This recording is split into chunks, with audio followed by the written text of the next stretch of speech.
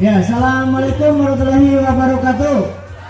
Assalamualaikum warahmatullahi wabarakatuh. Ya, selamat pagi menjelang siang ya. Hari ini kita kedatangan tamu atau narasumber yang cukup berkompeten nih di bidang digital.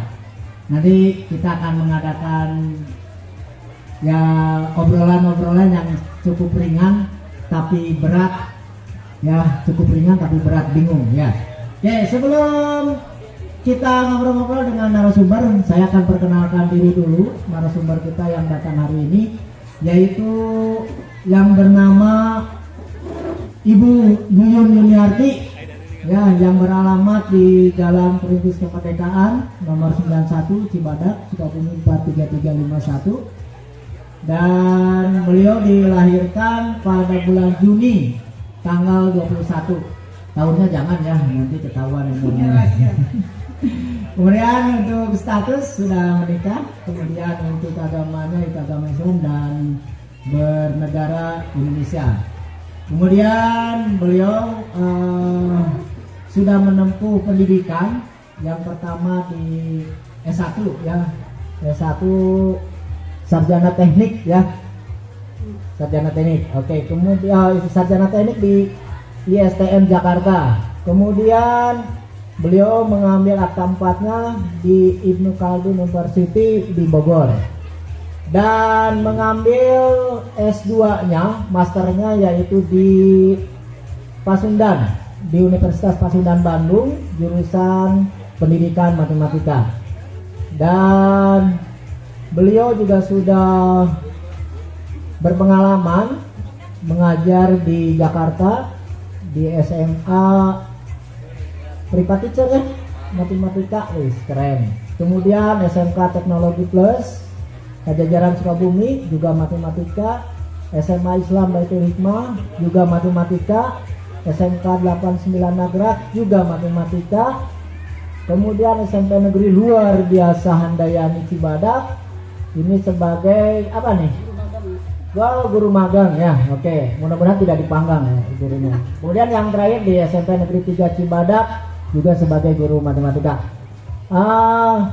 Kemudian pengalaman kerjanya, wih mantap sekali nih pengalaman kerjanya, yaitu sebagai product engineer di PT Ayuwa, kemudian project engineer di PT Cemerlang Cipta Inti Jakarta 2004, kemudian engineering R&D Departemen PT Panasonic Shikoku Elektronik Indonesia tahun 2005-2006, kemudian Service Part Departemen PT Panasonic Shikoku Elektrik Indonesia tahun 2006-2008. Dan hobinya beliau yaitu reading, painting, and traveling. Jadi silakan terjemahkan sendiri ya. Ya, kalau yang saya kenal sih ini membaca, melukis, dan jalan-jalan. Nggak tahu jalan-jalannya kemana. Nah itu untuk perkenalan awal. Oke, mari kita sambut, inilah dia Ibu Yuyun Yuniarti. Apa kabar Bu Yuyun? Alhamdulillah Pak Ari. Assalamualaikum warahmatullahi wabarakatuh. Tolong jangan kemana-mana ya, karena kalian rugi nih kalau meninggalkan lapangan, rugi tidak akan dapat materi dan door prize-nya nih. Iya, oke itu. Oke, semoga sehat-sehat aja ya Bu Ya, terima Yuyun kasih Pak pagi Ari. ini. Oke, hari ini akan membahas apa nih kita di materi yang akan kita bahas yaitu saya kira cocok dengan viewer kita di depan, ini kan anak-anak milenial semua ya. Iya. Jadi yang akan kita bahas yaitu tentang etika digital atau network etiquette ya, network etiquette untuk aktualisasi diri dalam dunia maya gitu. Iya, gitu. Ya. Oh, jadi di dalam dunia maya, di dalam digital juga harus kita beretika ya. Iya, Ya. jelas itu harus beretika. Oke, contohnya bagaimana nih untuk yang beretika di dalam berdigital ini? Kita mulai dari latar belakang dulu kali ya. Oke, boleh. Karena begini ya, ini disebutnya netiquette, istilahnya netiquette. Netiquette itu berarti network etiquette. Jadi etika dalam berdigital. Kita juga mengenal istilah netizen gitu ya, netizen itu berarti citizen of net gitu kan, warga net atau penghuni net. Yang namanya penghuni, kayak kita ini penghuni SMP 3, berarti yang namanya penghuni pasti di dalam satu lingkungan itu ada etikanya, ada etika yang harus dipatuhi gitu. Nah sama dengan dunia digital juga seperti itu. Jadi ada etika yang harus dipenuhi oleh warganet di dalam berdigital gitu, supaya aman dalam berdigital, terus sopan dan sebagainya. Pokoknya aman dari banyak segi gitu lah. Iya, iya. Soalnya banyak konten-konten yang bersakan begitu ya. Iya, Jadi iya, kita seperti itu. beretika, berdigital, tetapi aman juga buat kita ya. Iya, Oke. betul. Nah, untuk yang paling dominan, kira-kira siapa saja nih sasaran untuk etika digital ini? Nah, sasaran untuk etika digital ini yaitu anak-anak milenial ini Ya. yang di depan kita, anak SMP gitu kan, mereka itu Ya. anak-anak yang sudah lihai berinternet dibanding kita yang sudah tua gitu kan. Kadang-kadang kita mah gaptek, tapi mereka itu lebih pintar dari kita dalam berinternet. Nah, mereka itu pintar dalam berinternet, tapi kadang-kadang kurang tahu dalam beretika gitu ya. Mungkin itu yang harus kita bahas, yang harus kita kasih panduan. Ini loh cara beretika dalam berinternet supaya tidak salah jalan, tidak merugikan orang dan sebagainya gitu ya. Ya, jadi ya mungkin faktor usia juga ya yang belum Betul. bisa menimbang mana yang konten atau etika-etika yang harus dilaksanakan di dalam berdigital mungkin Iya. ya. Jadi pertimbangan-pertimbangan ini yang harus kita yang kita pertimbangkan faktor Ya, usia. mereka itu harus bisa memilah Nah. mana informasi yang harus diadaptasi atau informasi yang tidak perlu gitu kan. Ya. Kadang mereka karena pola pikir mereka mungkin berdasarkan pengalaman juga kadang belum sampai ke situ. Jadi Ya. kita sebagai orang tua harus mengarahkannya ke situ. Jadi mungkin ke ke aksi gitu ya, ingin terlihat sama orang Ya, lain ya, betul seperti betul. itu ya. Oke. Karena kan kalau kita lihat hidup mereka tidak jauh dari handphone ya. Ke kamar mandi pun bawa handphone, tidur pun di bawah bantal kadang ada handphone gitu ya. Pokoknya mereka itu hidup mereka zaman sekarang, anak-anak zaman sekarang itu tidak jauh dari dunia online lah. Apalagi setelah kita BDR kemarin, itu benar-benar lebih mendekatkan mereka pada dunia online, itu tidak terpisahkan gitu antara anak milenial dengan dunia online itu. Jadi itu yang harus kita arahkan. Ya, mungkin anak-anak sekarang bangun tidur sudah pegang HP. Ya betul, kadang Ya. orang tua juga gitu kan. Tidak cuma Supaya anak-anak. anak-anak supaya nyantai, aman, tenang Ya.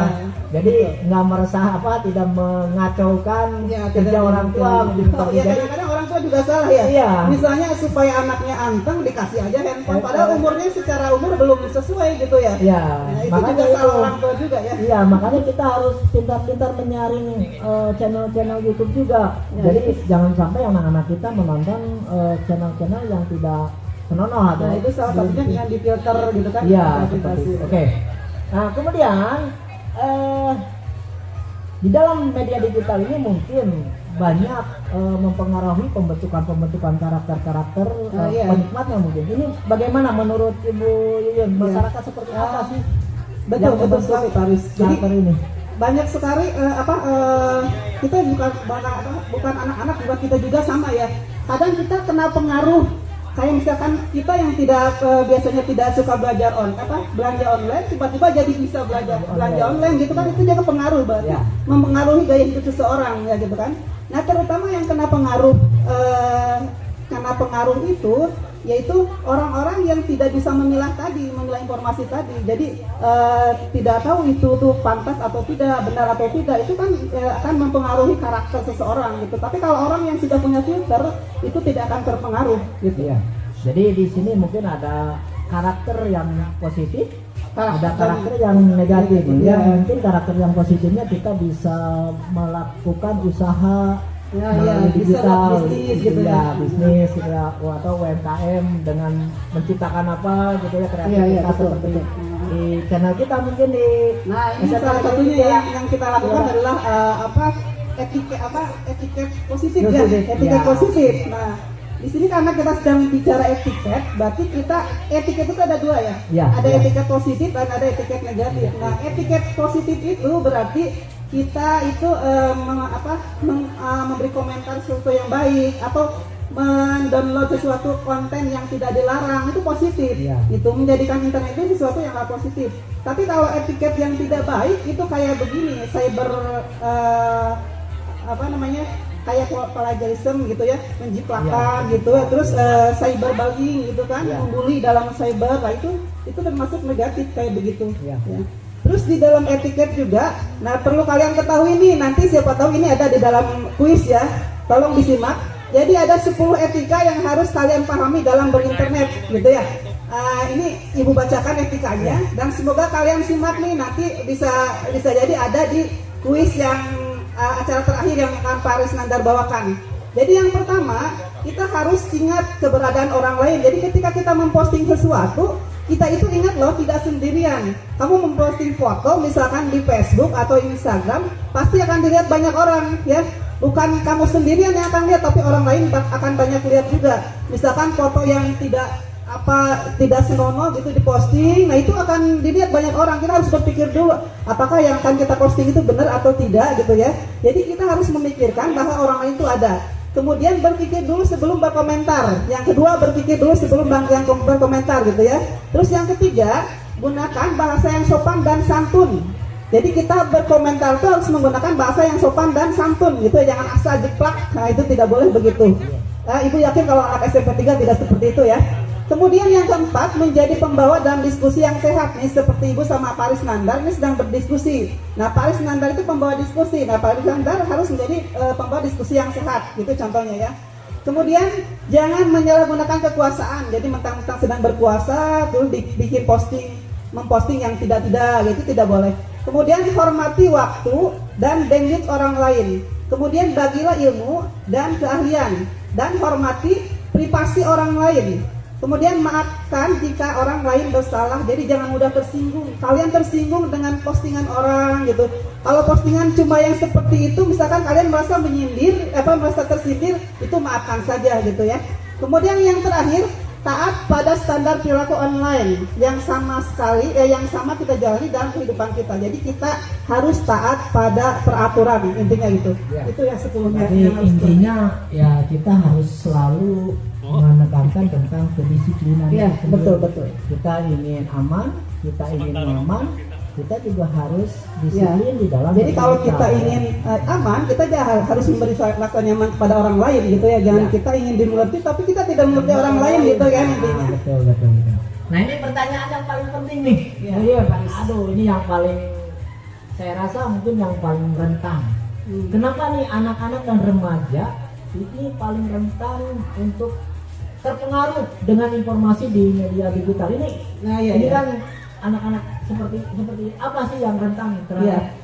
Betul sekali, anak-anak sama remaja itu kenapa paling rentan kena pengaruh di era digital? Karena pertama mereka itu paling sudah lihai bermain internet dibanding orang tua gitu kan. Kadang ibu orang tuanya nggak gaptek, anaknya mah sudah pintar. Nah itu kan dengan lihainya mereka itu bisa bermain internet istilahnya tanpa ruang dan waktu gitu ya. Kapanpun mereka bisa bermain internet. Nah itu rentan karena informasi yang masuk tidak ada filter di sana ya. Nah itu yang disebut dengan rentan karena pertama mereka itu lebih lihai dari kita. Kemudian dari segi usia juga mereka kan kadang-kadang secara emosi belum bisa belum stabil gitu.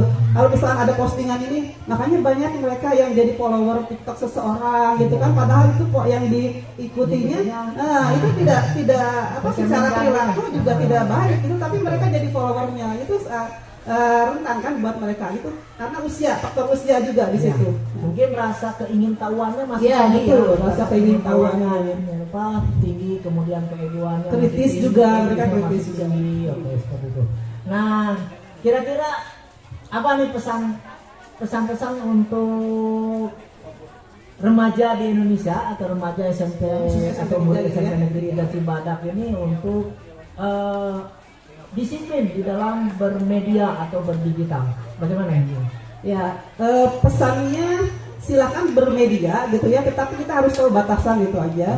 Terutama kalau yang bagus berarti kita memberi waktu ya, maksudnya punya waktu gitu loh, kapan bermain internet, terus kapan waktu untuk belajar, pandai-pandai membagi waktu lah itu istilahnya ya. Kalau pesan-pesan buat anak-anak, karena kalau tidak pandai bermain membagi waktu, kita akan terus-terus bermain di misalkan gitu kan, terus-terus main Facebook atau apalah waktu kita habis di situ, itu tidak terlalu bermanfaat, mungkin itu aja. Ya, mungkin waktunya bermain dipakai bermain, Ya, waktunya betul. belajar dipakai bermain. Iya. Ini yang salah ya. Harusnya Nah, waktunya bermain dipakai Kadang-kadang bermain. ada yang punya prinsip begini, waktu Ya. bermain jangan sampai mengganggu waktu belajar. Ada yang begitu. Ada yang Nah, itu yang ya. salah ya. Iya, betul. salah. Harusnya kan waktu belajar jangan sampai mengganggu waktu yang bermain. Itu yang benar. gitu. Yang benar ya. Jadi Jangan sekarang salah kaprah ya. ya dibolak-balik ya. Kalau anak-anak sekarang dibolak-balik seperti itu.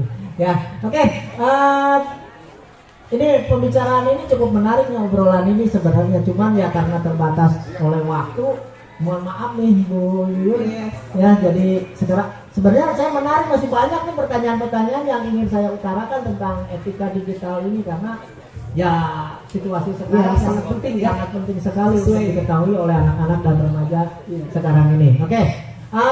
Mudah-mudahan pembicaraan ini, talk show ini bisa bermanfaat untuk kalian. Ya, nanti yang memperhatikan mudah-mudahan masih ingat apa yang kita bicarakan, dan nanti akan ada door prize dari Ibu Yuyun sebagai narasumber dengan pertanyaan-pertanyaannya, nanti silakan kalian jawab. Oke, terima kasih Bu Yuyun atas waktunya. Oke, talk show ini saya tutup. Nanti ada beberapa pertanyaan yang bisa dijawab. Terima kasih. Wassalamualaikum warahmatullahi wabarakatuh.